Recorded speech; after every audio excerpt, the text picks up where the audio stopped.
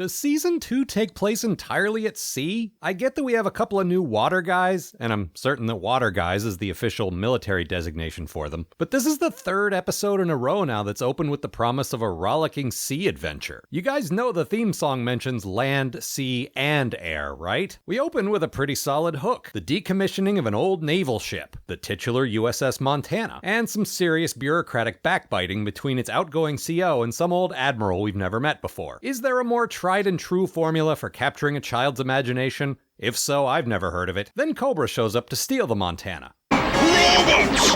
Cobra battle android troopers, to be exact! Of course General Hawk is the type to say, actually they're not robots, they're androids. 'Cause of course he is. Turns out Cobra arranged this little takeover ahead of time with Admiral Latimer here, who would rather serve them than retire. And that's actually a really good idea for a story, honestly. This is some Captain Kirk doesn't want to be stuck behind a desk in his old age shit here. And you know, faced with the choice of having a boat or letting General Hawk get swarmed by robots, excuse the hell out of me, androids, I'd take the boat, and I don't have the first idea how to drive a boat. So the human equivalent of Optimus Prime gets tossed overboard, and this is his reaction.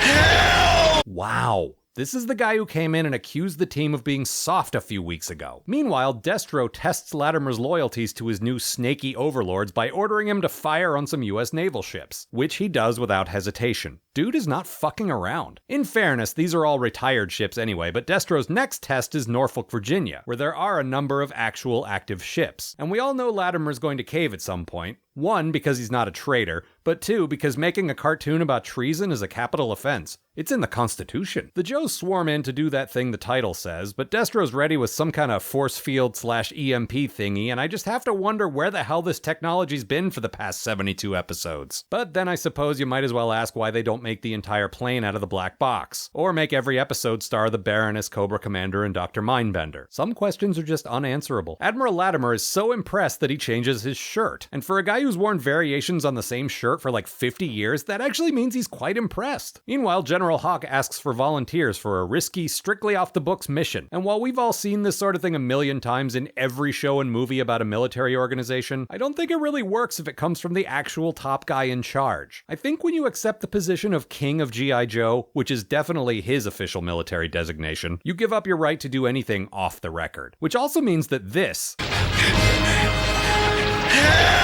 is officially on the record forever. Anyway, everyone volunteers because of course they do. The plan is to use the USS Constitution, the oldest active duty ship in the Navy, to take back the Montana. No electricity, no susceptibility to electromagnetic pulses. This is not entirely an unclever plan, which is why a slightly modified version of it was basically the premise for the Battlestar Galactica reboot about 20 years later. Then again, the fact that they have to haul the thing out there by helicopter instead of, hear me out here, sailing it, probably doesn't bode well. The MPs come running out at the sight of this, if you were wondering just how off the books this mission was. So now both Cobra and G.I. Joe have stolen US Navy property. Who are the bad guys in this show supposed to be anyway? Okay, fine, it's the guys who actually blew up a bunch of other ships and intend to blow up even more, but you can see my point, I think. Then Shipwreck does this. Avast there, you pasty-faced, sour-nosed, rickety-minded landlubbers! You've lashed the mizzen to the mainmast! Do you want to sink us? The best part of this, and there are a lot of things to choose from here, let's be clear, is that he found a tiny shirt, hat, and eye patch for Polly. The Joes catch up to the Montana and board it like pirates, and honestly, this might be the first time that I've thought they, as a team, are actually kinda cool. Still not as cool as a guy with a metal-plated face stealing a destroyer with an army of robots. Fuck you, I'm calling them robots.